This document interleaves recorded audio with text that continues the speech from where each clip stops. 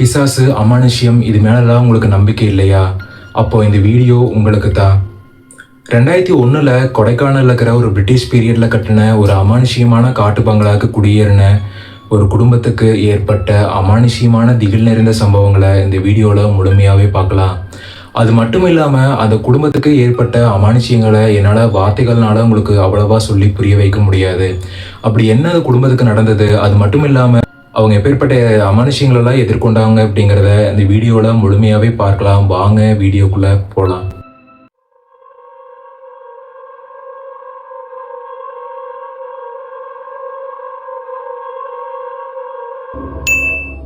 ரெண்டாயிரத்தி 2001 கோயம்புத்தூரில் மிகவும் பிரபலமான ஒரு ரியல் எஸ்டேட் புரோக்கராக அண்ணாமலை அப்படிங்கிற நபர் ரொம்ப செல்வ செழிப்போட வாழ்ந்துட்டு வந்துட்டு இருக்கிறாரு. அது மட்டும் இல்லாமல் அந்த சமயத்தில் பல இடங்களையும் கரையம் பண்ணிக்கிறாரு. பணத்துக்கும் மரியாதைக்கும் எந்த பஞ்சமுமே இல்லாத ஒரு சூழலில் வாழ்ந்துட்டு வந்துட்டு இருக்கிறாரு. இப்படி போயிட்டு இருக்கிற சமயத்தில் அண்ணாமலைக்கு ரொம்ப காலமாக ஒரு ஆசை இருந்திருக்குது. அது என்ன ஆசை அப்படின்னா, தனக்குன்னு சொல்லி ஒரு மாளிகையை வாங்கணும்னு அண்ணாமலைக்கு ரொம்ப காலமாக ஒரு ஆசை இருக்குது. ஆனால் அந்த டைமில் அவர்கிட்ட பெருசாக பணம் வசதி எல்லாம் எதுவுமே இல்லை. ஆனால் இப்போ தேவைக்கு அதிகமாகவே பணமும் வசதியும் இருக்கிறதுனால அண்ணாமலை அப்படி ஒரு மாளிகை தனக்கு கிடைக்குமான்னு சொல்லி தனக்கு தெரிஞ்ச நண்பர்கள் மூலயமா தேட ஆரம்பிக்கிறாரு. அப்படி தேடிட்டு இருக்கும்போது அண்ணாமலையோட நெருங்கிய நண்பராக இருக்கிற ஒருவர் அன்னைக்கு கூப்பிட்டு, நீ கேட்ட மாதிரி ஒரு மாளிகை ஒன்று விலைக்கு வருது, பிரிட்டிஷ் காலத்தில் கட்டின பில்டிங், அது மட்டும் இல்லாமல் ரொம்பவுமே கம்மியான விலைக்கு வருது, நீ நினச்சின்னா வாங்கிக்கலாம் அப்படின்னு சொல்லி அண்ணாமலை கிட்ட பேச ஆரம்பிக்கிறாரு. அப்படி பேசிட்டு இருக்கும்போது அண்ணாமலை என்னங்கிறாரு அப்படின்னா, என்னடா திடீர்னு சொல்றையே அப்படின்னு கேட்குறாரு. இல்லை, உனக்கு நான் நேற்றே கொரியரில் அந்த பங்களாவோட ஃபோட்டோ எல்லாத்தையுமே அனுப்பிட்டேன், என்னதுக்கு வந்திருக்கணுமேன்னு சொல்லி அந்த நபர் ஃபோனில் பேசிட்டு இருக்கிறாரு. அப்படி பேசும்போதே கொரியர் வந்துடுது.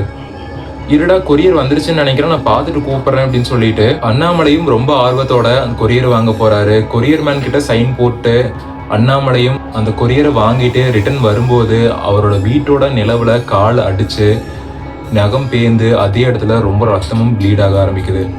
இதை பார்த்துட்டு உள்ளிருந்து வெளியே வந்த அண்ணாமலையோட மனைவியான கல்பனா, என்னங்க இது அபசகுணமா இருக்கே, ஸ்டார்டிங்ல போட்டோ பார்க்கறதுக்கு முன்னாடி இப்படி எல்லாம் ஆயிடுச்சு அப்படின்னு சொல்லவும் அண்ணாமலை என்னங்கிறாரு அப்படின்னா, நான் தான் பார்க்காம போய் நிலவுல கால் அடிச்சுட்டேன், அதுக்கு அபசகுணம்லாம் சொல்ல முடியாது அப்படின்னு அண்ணாமலையும் நொண்டிட்டே வீட்டுக்குள்ளே போய் அந்த ஃபோட்டோவெல்லாம் ஒன்றா எடுத்து பார்க்குறாரு. பார்க்கும்போதே அண்ணாமலைக்கு ரொம்பவுமே பிடிச்சிருது. ஏன்னா ரொம்பவுமே பழமை வாய்ந்த அந்த பிரிட்டிஷ் பில்டிங், அது மட்டும் இல்லாமல் உள்ளக்கிற ஒவ்வொரு பொருளுமே ரொம்ப நுணுக்கமாக இருக்குது. அதெல்லாம் பார்க்க அண்ணாமலைக்கு ரொம்பவுமே பிடிச்சிருது. ஏன்னா அண்ணாமலை நினச்சிட்டு இருந்ததை விட இந்த பில்டிங் இன்னுமே அழகாகவும் இருக்குது. ரொம்ப பாரம்பரியம் மாறாமல் இருக்கிறதுனால அண்ணாமலைக்கு ரொம்பவுமே பிடிச்சி போயிடுது. இதுக்கப்புறமா கல்பனா கிட்டையும் அந்த ஃபோட்டோலாம் காமிக்கிறாரு. கல்பனாவும் பார்த்துட்டு ரொம்ப பிடிச்சிருக்குது அப்படின்னு சொல்கிறாங்க. அந்த சமயத்தில் அவங்களுக்கு 4வது படிச்சுட்டு இருக்கிற ஒரு பையனும் இருந்திருக்கிறாரு. அந்த பையன் பேர் கோகுல். கோகுலும் வராரு. கோகுல் வந்ததுக்கு அப்புறமா கோகுல் கிட்ட அந்த ஃபோட்டோவை காமிக்கிறாங்க. காமிச்சதுக்கப்புறம் கோகுலுக்கும் பிடிச்சிருது. இதை பார்த்துட்டு இருக்கும்போது அண்ணாமலையும் அவரோட ஃப்ரெண்டுக்கு கூப்பிடுறாரு. ஃப்ரெண்டுக்கு கூப்பிட்டு, சரி இதோட விலை எவ்வளோ அப்படின்னு பங்களாவோட விலையை கேட்குறாரு. பங்களாவோட விலையை கேட்டு அண்ணாமலை ஆடி போயிடுறாரு.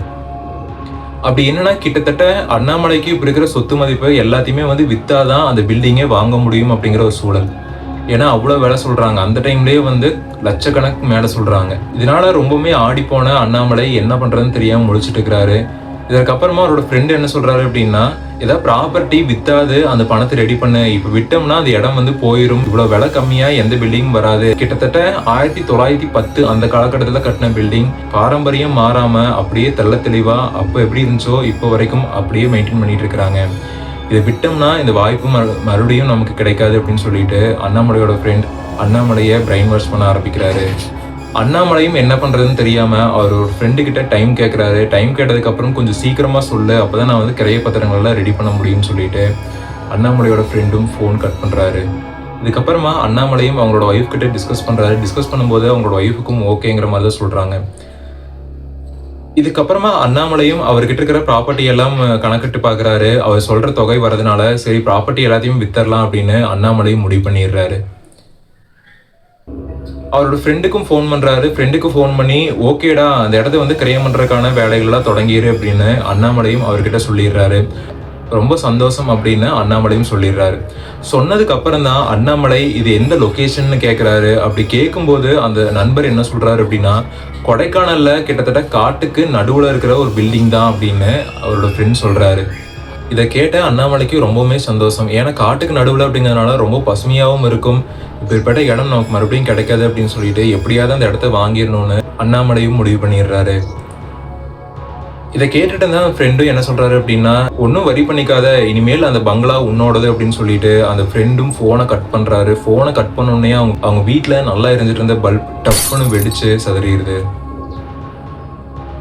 அதை பார்த்துட்டு இருந்த அண்ணாமலையோட ஒய்ஃப் மறுபடியும் என்ன சொல்றாங்கன்னா, என்னங்க மறுபடியும் அபசகுணமா இருக்கே அப்படின்னு அண்ணாமலை கிட்ட சொல்லவும், அண்ணாமலை அந்த பில்டிங் வாங்குறதுலயே ஃபுல்லா ஆர்வமா இருக்கிறதுனால அண்ணாமலைக்கு இங்கே நடக்கிற விஷயங்கள்லாம் பெருசா ஒரு மண்டையில ஏற்றிக்கிற மாதிரியே இல்லை. அண்ணாமலை என்னங்கிறாரு அப்படின்னா, அதுதான் ஃபீஸ் போயிருக்கும், ஃபீஸ் போனதுனால வெடிச்சிருக்கும், இல்லை அப்படின்னா வோல்டேஜ் ப்ராப்ளமா இருக்கும், அதெல்லாம் பெருசா எடுத்துக்காத, நம்ம இனிமேல் அந்த வீடு வாங்குறதுல மட்டும் கான்சன்ட்ரேட் பண்ணுவோம் அப்படின்னு சொல்லிட்டு அண்ணாமலையும் அந்த விஷயங்களை அப்படியே விட்டுறாரு. இருந்தாலும் கல்பனாக்கு மனசுக்குள்ள கொஞ்சம் உறுத்தலாவே இருக்கு. ஒரு வழியா அண்ணாமலையும் அந்த பங்களா வாங்கிடுறாரு. பங்களா வாங்கினதுக்கு அப்புறமா அண்ணாமலை ஃபேமிலி கோயம்புத்தூர்ல இருந்து கொடைக்கானல் நோக்கி வர ஆரம்பிக்கிறாங்க. அப்படி வந்துட்டு இருக்கும்போது கரெக்டா கொடைக்கானல் நெருங்கிடுறாங்க. நெருங்கி சென்டர் சிட்டிக்கு வந்துடுறாங்க. சென்டர் சிட்டிக்கு வந்ததுக்கு அப்புறமா மணி கிட்டத்தட்ட சரியா சொல்ல போனா மாலை 6:30. அந்த டைம்ல பெருசா அந்த மேப் இந்த மாதிரிலாம் எதுவுமே இல்லாததுனால அண்ணாமலை என்ன பண்றாரு அப்படின்னா, பக்கத்துல இருக்கிற ஒரு ஹோட்டல்ல சாப்பிட்டு போகும்போது அப்படியே டீட்டெயில் கேட்டு போயிடலான்னு சொல்லி பக்கத்துல இருக்கிற ஒரு ஹோட்டல்ல வண்டியை நிப்பாட்டிட்டு உள்ள போறாங்க. உள்ள போயிட்டு டீ ஆர்டர் சொல்லி குடிச்சிட்டு அங்கேயே வந்து சாப்பிட்டு நைட்டுக்கு தேவையான சாப்பாடையும் வாங்கிட்டு போலான்னு சொல்லிட்டு ஆர்டர் கொடுத்துட்டு கவுண்டர்ல போயிட்டு அண்ணாமலை அந்த வீட்டுக்கான அட்ரஸை கேட்கலான்னு போறாரு. அப்படி போகும்போது கவுண்டர்ல ஒரு சின்ன பையன் தான் நின்றுருக்காரு. அந்த பையன்கிட்ட இந்த காட்டு பங்களாவுக்கு எப்படிப்பா போறது அப்படின்னு சொல்லி அண்ணாமலை டீட்டெயில் கேட்கிறாரு. டீட்டெயில் கேட்கும்போது ரொம்பவுமே பரபரப்பா இருந்த அந்த ஹோட்டல் அப்படியே ஒரு செகண்ட் டோட்டலாவே அமைதியாயிருது. கிட்டத்தட்ட யாருமே வந்து நகர்ல, எல்லாருமே அண்ணாமலை தான் பார்த்துட்டு இருக்காங்க. அந்த பையனும் பேயறிஞ்ச மாதிரி அண்ணாமலையே பார்த்துட்டு இருக்காரு. பேயறிஞ்ச மாதிரி பார்த்துட்டு இருக்கும்போது அண்ணாமலை என்ன கேட்கிறாரு அப்படின்னா, என்னப்பா வீட்டுக்கு வழி தெரியும்னா தெரியும்னு சொல்லி, இல்லைன்னா இல்லைன்னு சொல்லி, ஏன் என்னையவே பார்த்துட்டு இருக்கேன் அப்படின்னு சொல்லி அண்ணாமலை கேட்கிறாரு. அதுக்கு அந்த பையன் என்ன சொல்றாரு அப்படின்னா, எங்க சார் போகணும்னு சொன்னீங்க அப்படின்னு மறுபடியும் கேட்கிறான். அந்த காட்டு பங்களாக்கு போற வழி எது அப்படின்னு சொல்லி கேட்டேன் அப்படின்னு மறுபடியும் அண்ணாமலை பொறுமையா அவர்கிட்ட கேட்கிறாரு. அதுக்கு அந்த பையன் என்ன கேட்கறான்னா, நீங்க எதுக்கு சார் அங்க போறீங்க அப்படின்னு அந்த பையன் கேட்கறான். அதுக்கு அண்ணாமலை என்ன சொல்றாரு அப்படின்னா, நான் தான்ப்பா அந்த பங்களாவை புதுசா வாங்கியிருக்கேன் அப்படின்னு அண்ணாமலை அந்த பையன் கிட்ட சொல்றாரு. இதை கேட்டுட்டு இருந்தா அந்த பையனுக்கு மிகப்பெரிய ஒரு ஷாக் ஆயிருது. இதுக்கப்புறம் மறுபடியும் அந்த பையன் அப்படியே ஸ்டன் ஆகி நின்று இருக்கான். இதை பார்த்துட்டு இருந்த அண்ணாமலை, என்னப்பா ஆச்சு, ஏன் இப்படி ஏதாவது பேசு, ஏன் இப்படி நின்றுருக்க அப்படின்னு அண்ணாமலை கேட்கிறாரு. அதுக்கு அந்த பையன் என்ன சொல்றான் அப்படின்னா, நீங்க ஏன் சார் அந்த பங்களாவுக்கு போறீங்க, அது பேய் பங்களாவாச்சு அப்படின்னு சொல்ல, உட்கார்ந்துட்டு இருந்தா கல்பனாக்கு அப்படியே தூக்கி வாரி போட்டுருது. கல்பனா டக்குன்னு எந்திரிச்சிடுறாங்க. இதை பார்த்துட்டு இருந்தா அண்ணாமலை, ஒண்ணும் இல்லமா நீ அமைதியா உட்காரு அப்படின்னு அண்ணாமலை உட்கார சொல்லிட்டு அந்த பையன்கிட்ட அப்படியே சைலண்டா பேசுறாரு. உங்ககிட்ட தெரியும் அப்படின்னா தெரியும்னு சொல்லு, ஏன் தேவையில்லாததை சொல்லி பயமுறுத்துற அப்படின்னு அண்ணாமலை அந்த பையனை மிரட்ட ஆரம்பிக்கிறாரு. அதுக்கு அந்த பையன் என்ன சொல்றான் அப்படின்னா, நான் எதுவும் மிரட்டல சார், நான் உள்ளதுதான் சொல்றேன், பேய் பங்களா சார், அதனாலதான் வந்து ஜனங்களே சாயங்காலம் ஒரு 6 மணிக்கு மேல அந்த சைடே போக மாட்டாங்க அப்படின்னு அந்த பையன் சொல்றான். இதை கேட்டுட்டு இருந்தேன் அண்ணாமலை, எனக்கு தெளிவா சொல்லு அப்படின்னு அண்ணாமலை கேட்கிறாரு. அதுக்கு அந்த பையன் என்ன சொல்றான் அப்படின்னா, கிட்டத்தட்ட 1910 அந்த காலகட்டத்துல பிரிட்டிஷ் ஆளுங்க வந்து அந்த பில்டிங்ல தங்கியிருந்தாங்க. அந்த பில்டிங்ல தங்கி இருக்கும் போது நம்ம நாட்டு ஆட்களும் வந்து அந்த பில்டிங்ல வேலை செஞ்சுட்டு இருந்தாங்க. இரவு நல்லா தான் இருந்தது. ஆனா காலையில போய் பார்க்கும்போது அந்த பில்டிங்ல தங்கியிருந்த எல்லாருமே மர்மமான முறையில இறந்து போயிருந்தாங்க. என்னன்னே தெரியல. இதுக்கப்புறமா அவங்கள எல்லாத்தையுமே வந்து அடக்கம் பண்ணிட்டாங்களாமா. இதுக்கப்புறமா சாயங்காலம் ஒரு 6 மணிக்கு மேல அந்த வெளியே போற ஊர் மக்கள் நிறைய பேர் அந்த ஆன்மாக்களை கண்கொண்டு பார்த்துருக்குறாங்க. அது மட்டும் இல்லாம கூப்பிடுற மாதிரி அழுகிற மாதிரி சத்தங்கள் எல்லாம் கேட்டிருக்குது. அதனாலேயே ஊர் மக்கள் யாருமே அந்த வழியை பயன்படுத்தாம விட்டுடுறாங்க. இப்படி போயிட்டு இருக்க சமயத்துல அதோட ஆட்டங்கள் அதிகமாகவே அந்த பக்கம் யாருமே போறதில்ல. இப்படி காலங்கள் போக போக நிறைய பேர் வந்து அந்த பில்டிங்கை வாங்கிட்டே இருந்தாங்க. வாங்கினவங்க எல்லாத்தோட குடும்பத்திலையும் ஒரு படியாவது போயிட்டே இருந்தது. இதனாலேயே வந்து யாருமே வந்து அந்த பில்டிங்ல நிலைய தங்கவே இல்லை. ஆள் மாற்றி வந்து வித்துட்டே தான் இருந்தாங்க. விற்க புதுசாக ஒரு ஆள் வருவாங்க. வரும்போது அவங்க குடும்பத்திலையும் யாரோ ஒருத்தர் அந்த பில்டிங் பழி வாங்கிரும். இதுக்கு மேலே யாரும் இந்த பில்டிங்கில் இருக்கக்கூடாதுன்னு சொல்லிட்டு அவங்களும் அந்த பில்டிங்கை காலி பண்ணிட்டு போயிடுவாங்க. நான் முன்கூட்டியே உங்களுக்கு சொல்லிடுறேன் சார், சின்ன பையனை வேறு வச்சிருக்கிறீங்க, வேண்டாம், தயவு செஞ்சு அந்த பில்டிங் போகாதீங்க, உங்கள் உயிருக்கு உத்தரவாதம் இல்லை அப்படின்னு சொல்லி அந்த பையன் எவ்வளவோ எடுத்து சொல்கிறாரு அண்ணாமலைக்கு.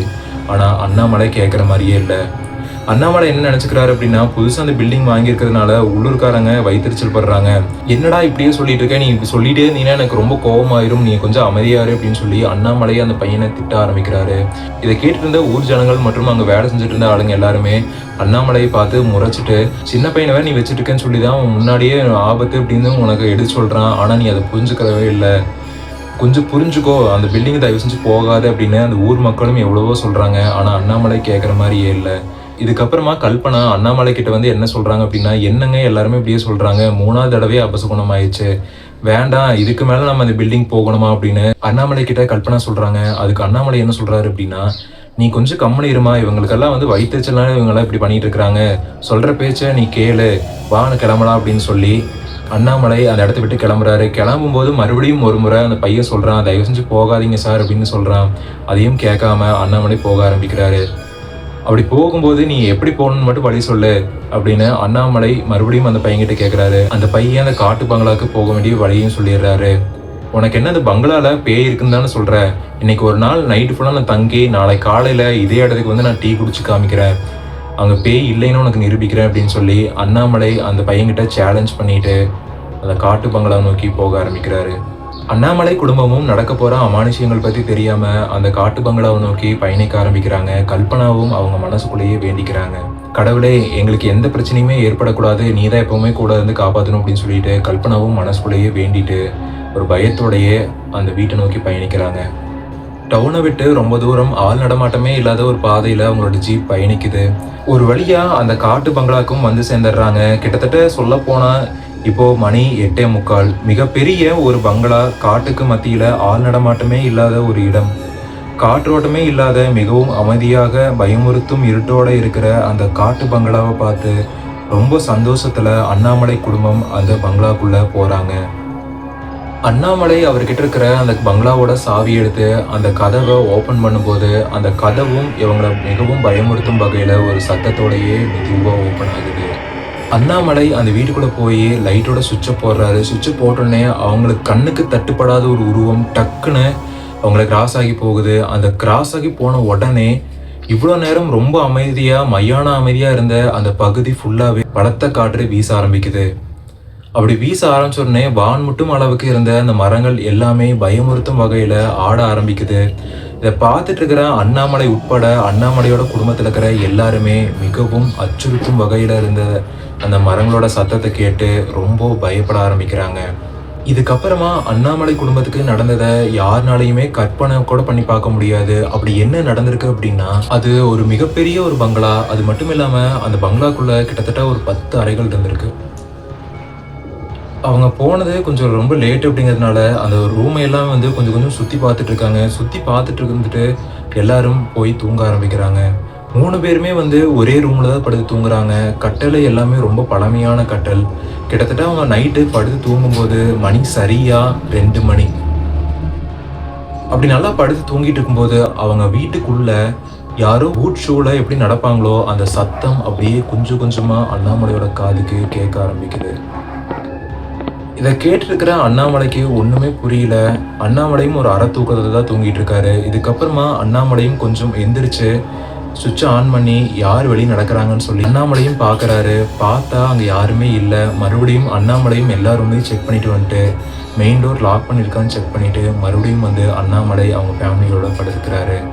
இதுக்கப்புறமா அண்ணாமலைக்கு கொஞ்சம் நல்லா தூக்கம் வந்துடுது. அண்ணாமலையும் நல்லா தூங்கிட்டு இருக்காங்க. அண்ணாமலை தூங்கிட்டு இருக்கும்போது இப்போ லைட்டா ஒரு பொண்ணு சிரிச்சா எப்படி சத்தம் கேட்குமோ அந்த மாதிரி சத்தங்கள் கல்பனாவோட காதுக்கு ஒலிக்க ஆரம்பிக்குது. இதை கேட்டு இருக்கிற கல்பனாக்கு ரொம்பவுமே பயமாயிருது. இதுக்கப்புறமா தூங்கிட்டு இருக்கிற அண்ணாமலையை எழுப்புறாங்க. அண்ணாமலையும் எந்திரிச்சிடறாரு. அண்ணாமலை எந்திரிச்சதுக்கு அப்புறமா என்னம்மா ஆச்சு அப்படின்னு சொல்லி அண்ணாமலை கேட்குறாரு. கேட்டதுக்கு கல்பனா என்ன சொல்றாங்க அப்படின்னா, ஏதோ ஒரு பொண்ணு சிரிக்கிற மாதிரி சத்தம் கேட்குதுங்க அப்படின்னு அண்ணாமலை கிட்ட சொல்றாங்க. அண்ணாமலை என்ன சொல்றாரு அப்படின்னா, புது இடம்லாம் அதனாலதான் உனக்கு அப்படியெல்லாம் கேட்குது அப்படின்னு அண்ணாமலையும் கல்பனாவை சமாதானப்படுத்துறாரு. ஆனா அண்ணாமலை சமாதானப்படுத்திட்டு இருக்க சமயத்துல அதே குரல் அண்ணாமலையோட காதுக்கும் நல்லா சத்தமா ஒலிக்க ஆரம்பிக்குது. இதை கேட்டுட்டு இருக்கிற அண்ணாமலைக்கு ரொம்பவுமே அமானுஷியமா இருக்குது. நான் சொன்னேன்ல பாத்தீங்களான்னு சொல்லி கல்பனாவும் ரொம்ப சத்தமா கத்த ஆரம்பிக்கிறாங்க. இதுக்கப்புறமா அண்ணாமலை கத்தாத, பையன் தூங்கிட்டு இருக்கான் அப்படின்னு சொல்லிட்டு கல்பனாவும் அண்ணாமலையும் அந்த கட்டளை விட்டு கொஞ்சம் கொஞ்சமா இறங்கி அந்த ரூமை விட்டு வெளியே வந்து எல்லா லைட்டையுமே ஆன் பண்ண ஆரம்பிக்கிறாங்க.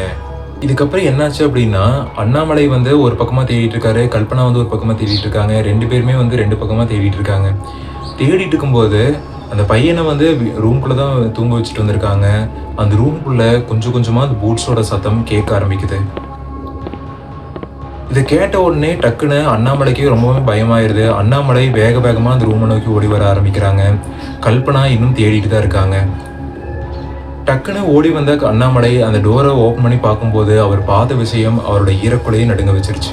அப்படி என்ன ஆச்சு அப்படின்னா, அந்த குழந்தைய ஒரு கருப்பான ஒரு உருவம் அதோட மடியில படுக்க வச்சு தலையை வாரி விட்டுட்டு இருக்கிறத பார்த்துட்டு இருந்த அண்ணாமலையோட உடம்பு அப்படியே விடவெடுத்து போயிருக்கு. இதுக்கப்புறமா அண்ணாமலையோட நெஞ்சு படபடக்க ஆரம்பிக்குது. அப்படியே கொஞ்சம் கொஞ்சமா அண்ணாமலை ஒரு பயத்தோடய அந்த ரூம்குள்ள போறாரு. போகும்போது அண்ணாமலை அந்த உருவத்தை பார்த்துட்டே போறாரு. அந்த உருவம் அப்படியே அந்த பையனை பார்த்த மாதிரியே தலை குனிஞ்ச மாதிரியே இருக்குது.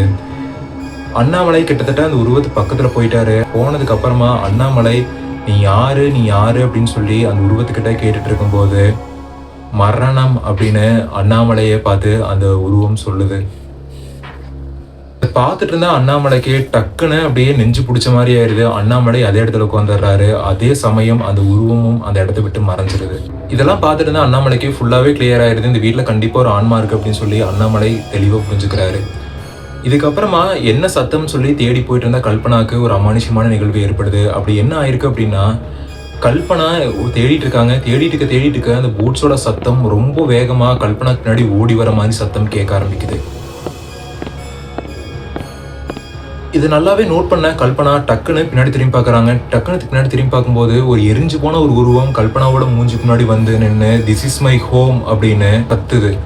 இதை பார்த்து அரண்டு போன கல்பனா கத்திட்டு அதே இடத்துல மயக்கம் போட்டுடுறாங்க. இதை கேட்டு மறுபடியும் அண்ணாமலை ஒரு தைரியத்தை வர வச்சுட்டு அந்த ரூமை பூட்டிட்டு வெளியே ஓடி வராரு. ஓடி வந்து பார்த்தா கல்பனா மயக்கத்தில் இருக்காங்க. அண்ணாமலைக்கு ரொம்பவே பயமாயிருது. ஏன்னா கூப்பிடுற கூட பக்கத்துல யாருமே இல்லை. கிட்டத்தட்ட ஒரு 2-3 கிலோமீட்டர் தாண்டி போனாதான் டவுனுக்கே போக முடியும். அது வரைக்கும் எந்த வீடுகளுமே கிடையாது.